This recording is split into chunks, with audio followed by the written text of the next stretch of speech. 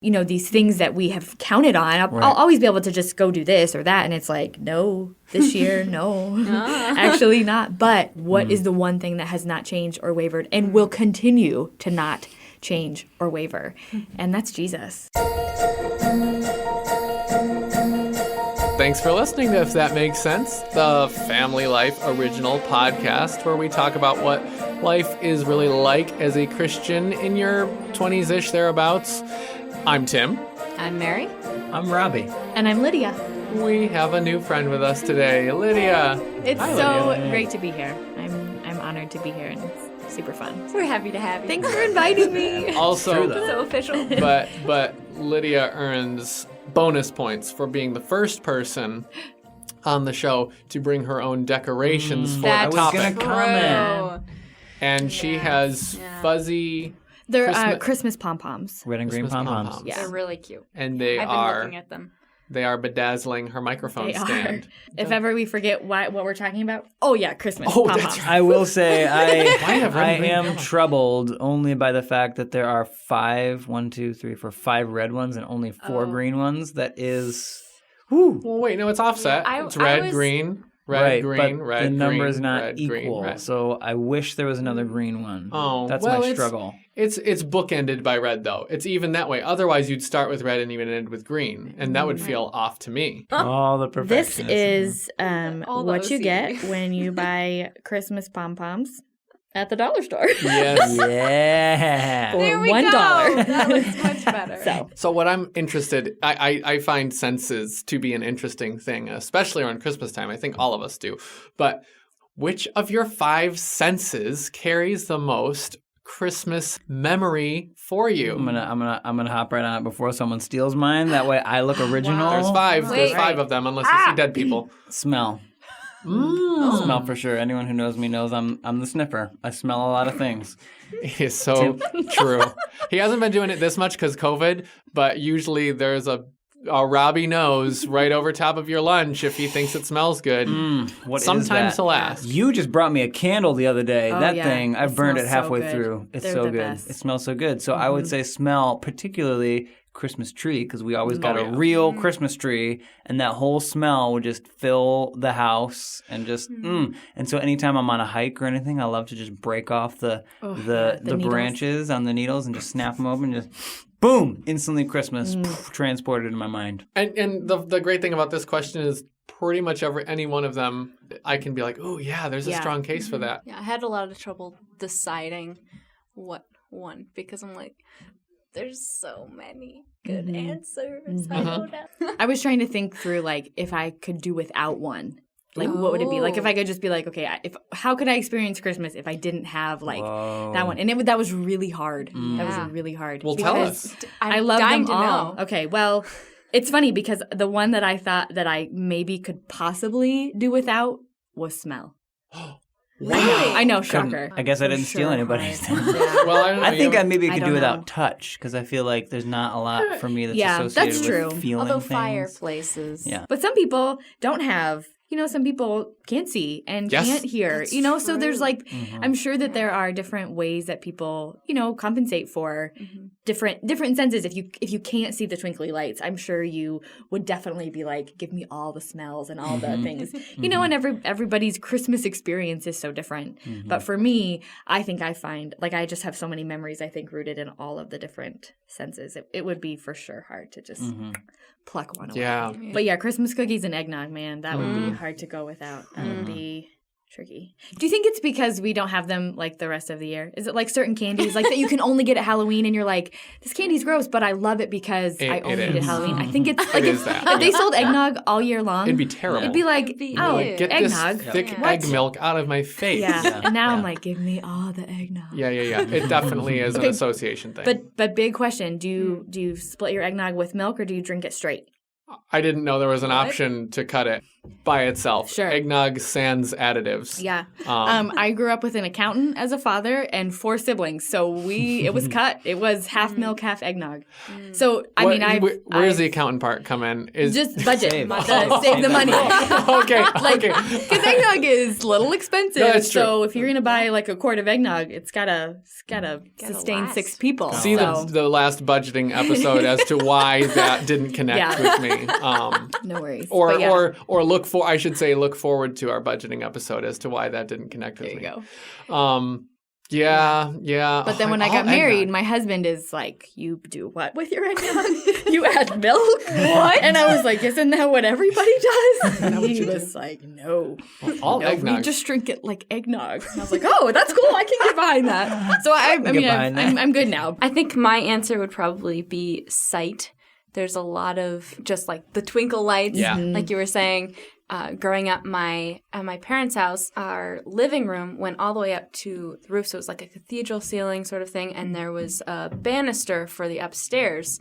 So like the hallway is open to the living room. My mom would wrap lights and garland around the banister all the way down the stairs, and I just love that so much. And every year I'm like, "Mom, leave it up!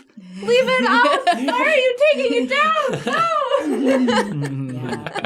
Every year. I don't even live there anymore, and still do I just need to know that it's still there. Yeah, but then there's other things like not necessarily specifically Christmas, but just like winter, like taking walks in the snow and looking at the stars. Because I grew up in the middle of nowhere, you can see the stars. Plus, Yes. it's a perk. And just like the light that the stars and the moon reflecting on the snow brings is just like, it's so cool. I love it. So yeah, I have a lot of precious memories associated to sight. Yeah, I'm definitely usually more along the sound or taste or smells when it comes to like strong memories I have. Christmas though is the one where sight trumps all the other things in terms of visceral emotional connection. Yeah. Just like boom, instant transportation to childhood. Specifically, green wired, multicolor, incandescent string lights. They've got to be the green wire. None of that And LED. they've got to be the incandescent, no LED string lights. I'm No, sorry. they I know burn they're your energy eyes. efficient. I know that they're vibrant, but Christmas needs a warm glow. Nothing gives it like the incandescent string lights. See, I feel like we could have a whole we could. discussion on white versus multicolor lights because we didn't ever have the multicolor, and they there's just something in me that I just Same, I need just for the me. Yeah, white lights.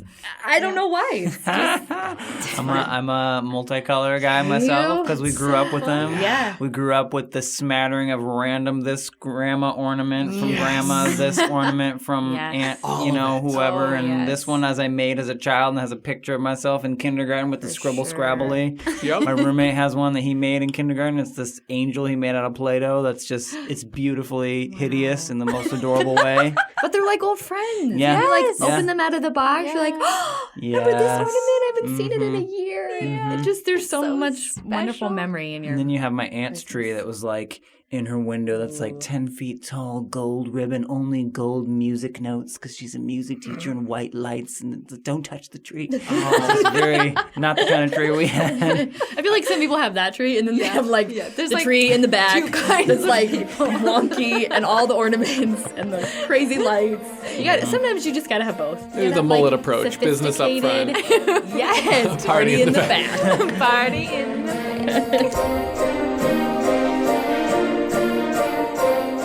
I hate how overly spiritual this next question sounds. But it's the only way I can think of posing it to you, which is, do you need for yourself to recapture the wonder of the Christmas season? It might sound like, how do I answer that? Like, yes, I do, and therefore I'm not spiritual enough, or no, I don't, and therefore I have it all together. But I guess what I mean by it is, I know people on both sides of the spectrum. Some people are like, every year Christmas comes around, they're like, baby Jesus, Christmas trees, eggnog, I love it all, and it's great. And it's like, that's so cool. They're so excited about the whole thing. And Jesus isn't like this thing they have to remember to celebrate along with the rest of what they love. But then I feel like some people who are like me I love this. And then I feel like I have to change gears to be like, oh, and the manger. Yes, And that's the right. manger. But then you've got like Scrooge, and you've got the presents, and you've got all these other things. And yes, the shepherds and the wise men. Okay, right. Remember what it's all about, Tim. Okay.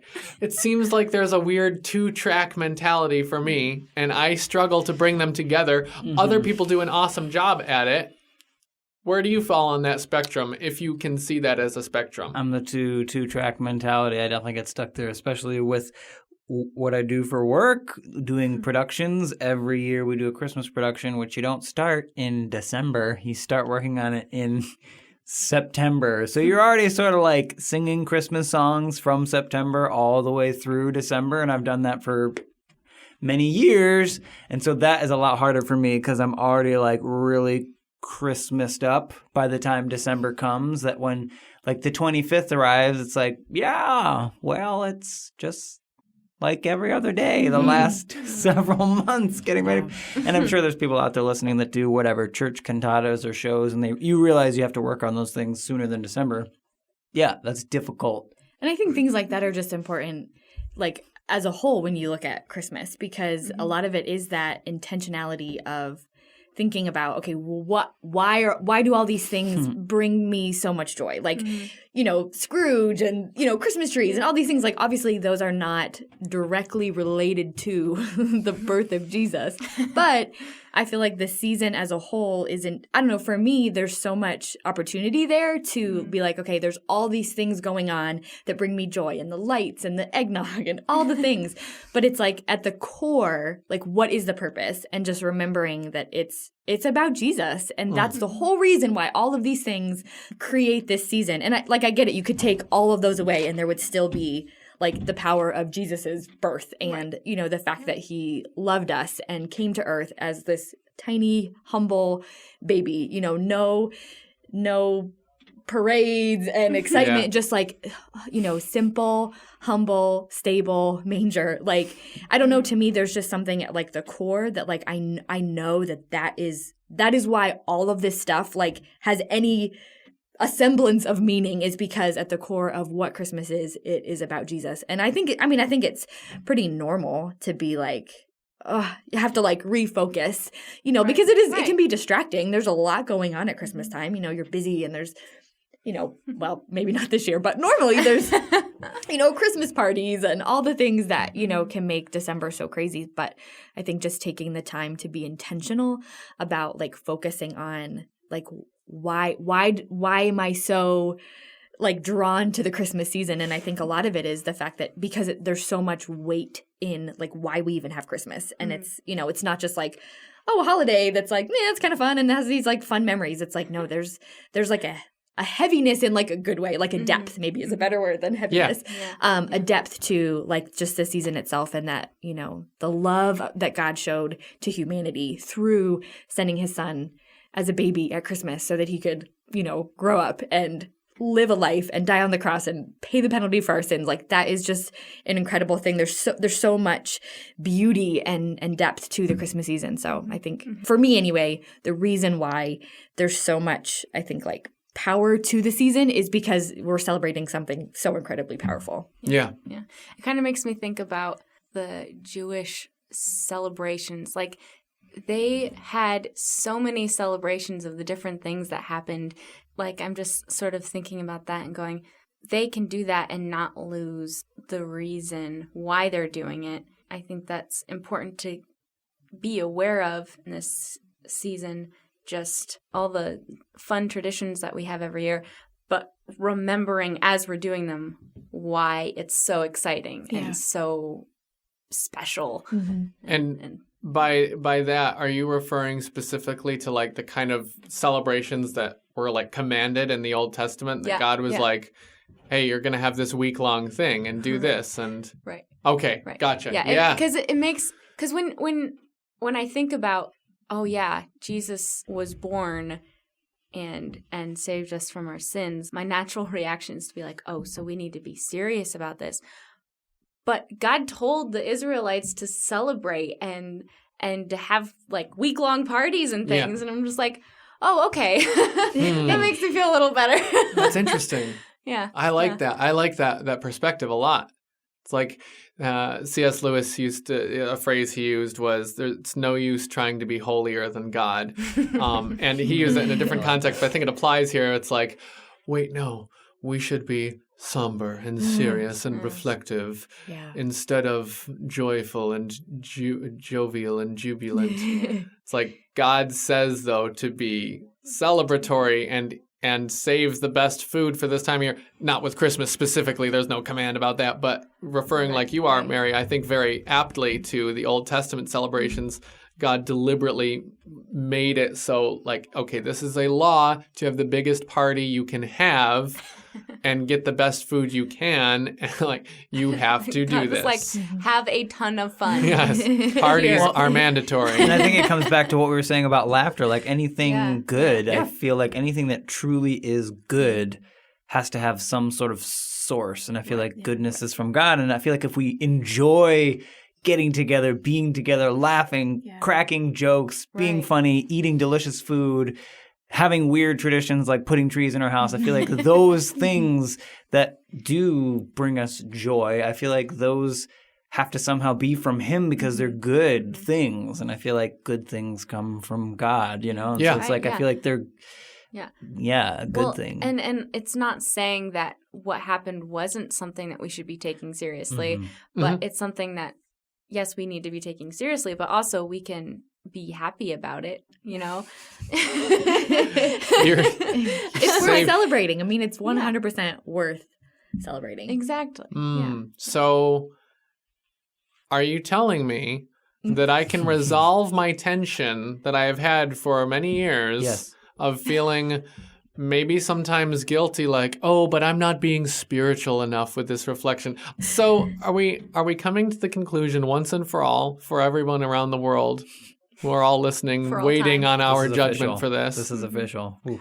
That's okay, and we can enjoy those things and resolve that tension and say, my joy in this temporary thing, my joy in this seemingly unspiritual thing, whatever it may be, food, tradition, movie, whatever, my joy in this thing isn't separate from, isn't against my joy in Christ's birth at this time of year. It's part of me celebrating in the freedom God has bought us through this. Yeah. And I think if you were to take that most important piece out and it wasn't there, then if you just did have your Frosty and your Rudolph and your whatever, I think they wouldn't have meaning.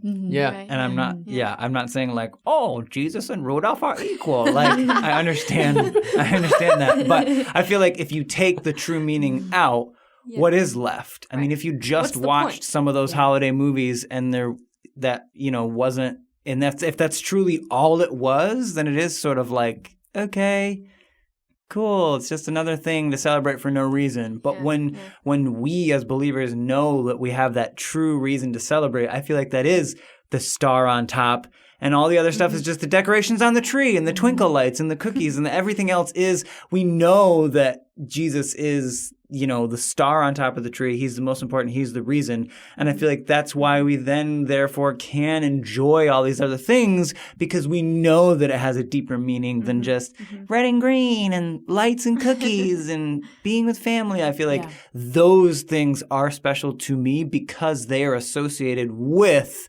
the most important thing. Whatever you do, whether it be in word or in deed, do it all for the glory of God. That's right. Scripture has made its first appearance, ladies and gentlemen.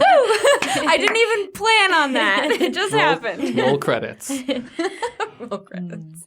Excellent. Very good. Oh, I feel more liberated in this Christmas season already. I feel like I'm just going to go out and get a tree and make a snowman.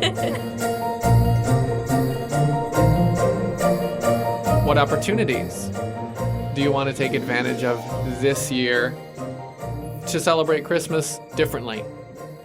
Because it's different. Yeah. Whether we say it or not, it's different. We all know it's different this year. Well, this one is hard for me twofold because we are on an every other year cycle when your siblings get married. Oh, sure. And so I have 4 sisters. I'm right in the middle of them. 3 of them are married and have their own families, and every other year it's the in-laws, and then it's us. It's just a strange feeling to know, like, oh, my sisters that I grew up with that I'm accustomed to be here for Christmas won't be here. So we'll have the tree and we'll have the lights and we'll have the stuff, but it's not quite the same because my family's not all here, and that's difficult. So this is an off year. My sisters aren't here, but then also they live in states that are further away that if they came, they'd have to quarantine and do this and that. So they wouldn't have been able to come anyway.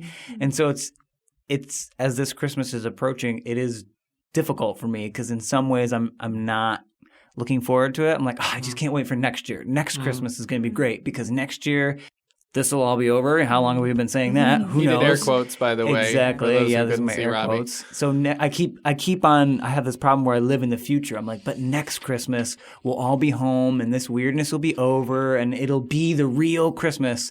But then I have to stop and think, like, I don't know that. I don't know that my sisters will be around. I don't know that I'll be around. Nothing is concrete. And if I just start celebrating Christmas next year, I'm going to miss what this one has to hold. I'm like, yeah, but what does this one have to hold anyway? Like, we're not even probably going to do anything exciting in the church because you can't even do a cantata. And we're probably not going to, and we can't do this and can't see this person and that person and can't. And I'm struggling because this year I'm really focusing on the can'ts. Like, I can't do this.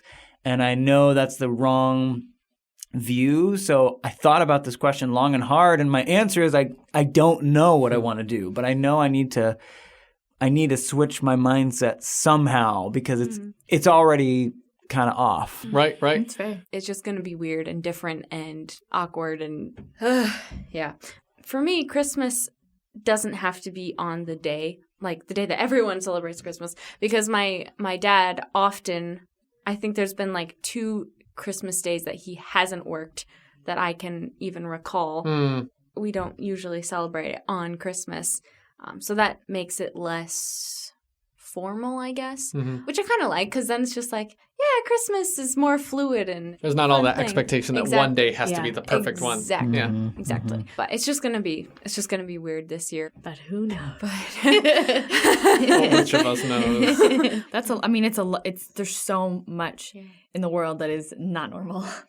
And so I think just to be like, well, I just want Christmas to be normal. Can't Christmas just feel normal and be normal?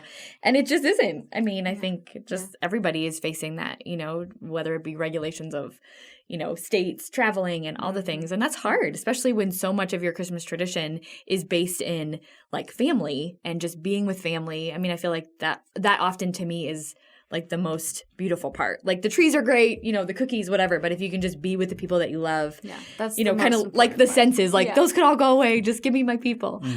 So it's hard for sure. I think for me this year, I am trying to be really intentional on celebrating Advent, which is something that I've never really done.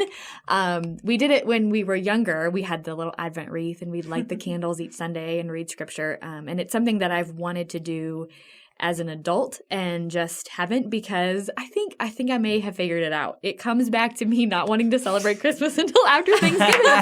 And so by the time I'm like, now I'm ready. Now it's like, whoa, everything's busy and you're like in this like frantic December, chaos. And so I think just being intentional like now, like I got a devotional that I'm going to be working through and I'm so excited. And I think just for me, because I don't know what December is going to hold and I don't know what Christmas is going to look like, just coming back to what we were talking about earlier, like what is the whole point of why we celebrate Christmas and what is the most important thing. And I think for me, I usually have that moment like Christmas Eve in church, like when all the lights are off and you're holding your little candle and you're singing Silent Night and it's just this beautiful, holy, sacred moment and you're like, this is like the whole, like the flood of love that you feel and just the warmth and everything. It's like, I don't want to wait until Christmas Eve for that. One, because I think I could really grow in my faith and relationship with the Lord if I started earlier.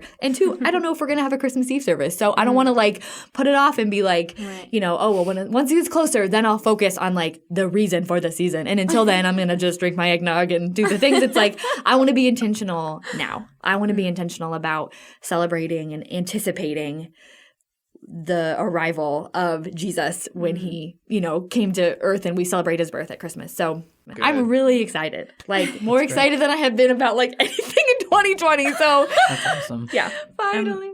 yeah, yeah. Because if the whole world is canceled and I have to stay in my house all of December, Right. like I can still anticipate and learn and grow through this season. So And it's something the church has done through centuries. yeah, Christians have carried that in their hearts to prepare their own hearts Right. for themselves kind of receiving Jesus, Mhm. like receiving him anew in your mind and in your heart on the celebratory day that we call Christmas on the calendar. yeah, But you set aside a season for building, for creating a atmosphere, a posture of anticipation Yeah. to receive the Savior into yourself afresh as he came into the world. yeah. That's awesome. Yeah. And I think just setting that time aside for like heart change. I mean, you can experience something on the day of and be like, "Woo, it's exciting." But I think for me, if I want it to change how I'm thinking, if I want it to change like my thoughts and my reactions to things, like you gotta sit in it for a while. You can't just be like breeze through Christmas Day and expect your heart to be changed. For me anyway, like I want to like sit in it and really think about it. Well, this is interesting as I'm hearing you say these things because I'm thinking, oh, yeah, 2020, meh. But yet I feel like because everything is shaken and turned upside down, like what really is the one thing? Yeah. What's the one? Everything has been shaken and turned upside down. Yeah. Even the way we do church, like Yeah. everything. But what's the one thing that is not shaken and turned upside down? Yeah. The fact that he came, like I'm like just starting to piece Yeah. all this together now. Yeah. Like maybe this will be a really cool Christmas because maybe it'll be the first time that I'll think about, you know what? It doesn't matter what happens here Yeah. because this is just temporary, like that's real. Yeah. And just that concept that, okay, so what can I do with that knowledge of Jesus, the knowledge of Jesus and who he is and what he means and what he did and why he did it, and how can I launch that into the world I'm living in? Like, hey, there is someone you can put your hope in. You don't need to put your hope in your job or your retirement plan or your friends or your family or your anything. Like you can put your hope in him and he won't ever change. Yeah. And it gives a whole new meaning to like things that, like the hymn, "My hope is built on nothing less than Jesus' blood and righteousness." And like you sing that, I mean, we've all sung it, but it's like when you go through something like 2020 and then you're like, really? Like actually. Actually. Oh, right. If my hope is not on that, it's because be like, oh, well, but I'll always have my job. I'll always have, this or that, these things that we have counted on. I'll always be able to just go do this or that. And it's like, no, this year, no, actually not. But yeah, exactly what you said. What is the one thing that has not changed or wavered and will continue to not change or waver? And that's Jesus. And I think, whether or not you're sitting at home all alone in your apartment on Christmas because you can't see your family, or whether you're, with your husband or your wife or whoever, like there's, again, like, and I think that's what it all comes back to is like, what is Christmas? Celebrating the fact that Jesus loved you. And that's it. Like you could literally take everything else away and that's enough. Yeah. It's a good opportunity to focus in on, like we've all said so far, what really matters. This Easter during lockdown was one of the most significant Easter experiences I've had. Same. I don't know what it was about it. I don't know if my heart was just prepared. As we've said, Advent does. I don't know if the lockdown prepared my heart to receive Good Friday and Easter differently than I usually do. But this Easter was just meant way more. It just connected with me in a way that the holiday doesn't usually. And that was with only seeing my family, other than my wife, seeing my family only through, FaceTime and other digital means. But the holiday, the truth of why we celebrate connected with me in a totally different way this year. And I'm hoping that all the weirdness we're talking about with this year, I'm hoping that as different as this year is, it affords us an opportunity for Christmas to connect afresh with us. So 2020 doesn't let you really peg it down and say it is one way or another. I mean, there are some things we can say for sure about the year, but then there are other things that will continue to surprise because, well, every day is in the Lord's hands.